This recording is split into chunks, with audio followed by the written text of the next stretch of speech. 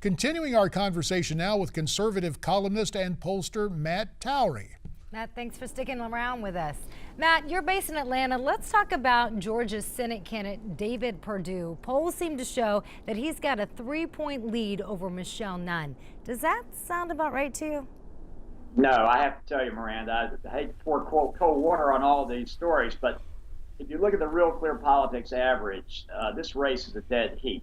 And it's a dead heat again because the early voting appears to be, and certainly in our own polling, we're showing that the Democrats are doing better in early voting.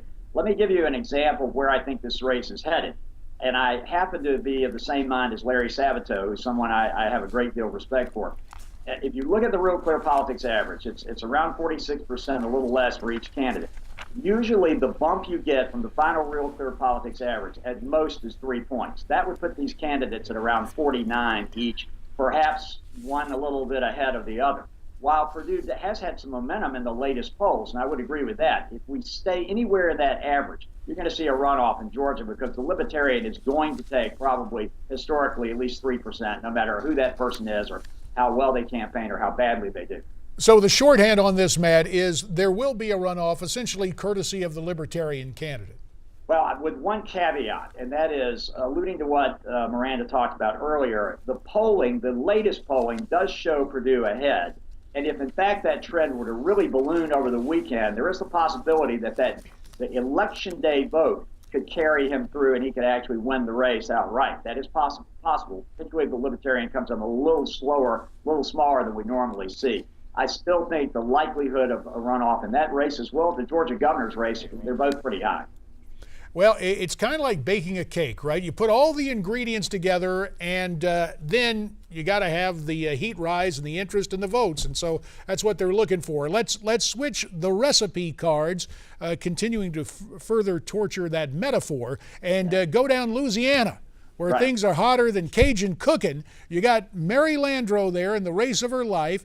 And, of course, in that jungle primary, Bill Cassidy and Rob Maness. And just as you're looking at that runoff in Georgia, same thing going to happen in Louisiana?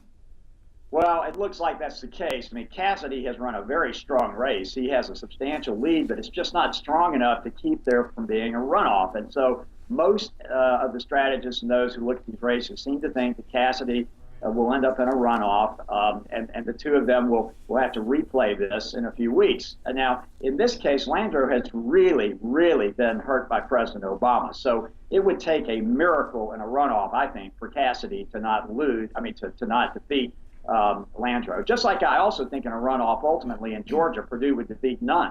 But it may be, JD and Miranda, that we're going to get all the way through the election night, and we're going to have some states break for the Republicans that we didn't expect, some break Democrat that we didn't expect, and we're not to the golden 51 seats that we need for the Republicans to control the Senate. And I think that's highly likely. We're going to be holding our breath on Louisiana and then Georgia in January. That's when they hold their runoff. Matt, JD brought up Libertarians. Real quickly, which races do you think will be impacted by Libertarians and medical marijuana being on the ballot?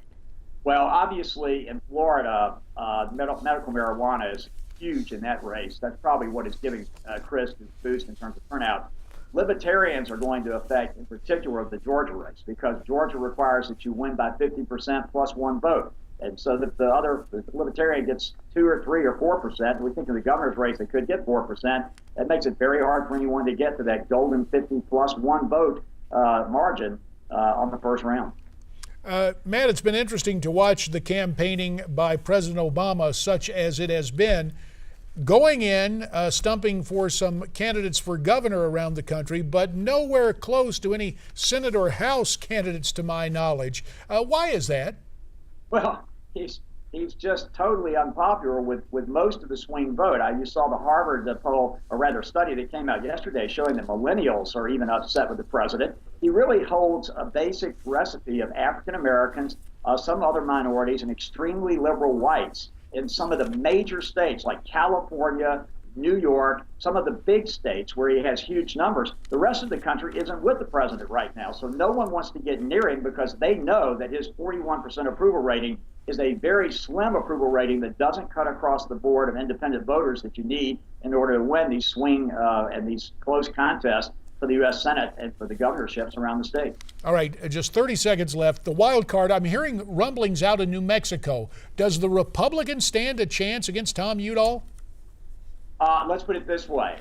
New Mexico, Colorado, Iowa.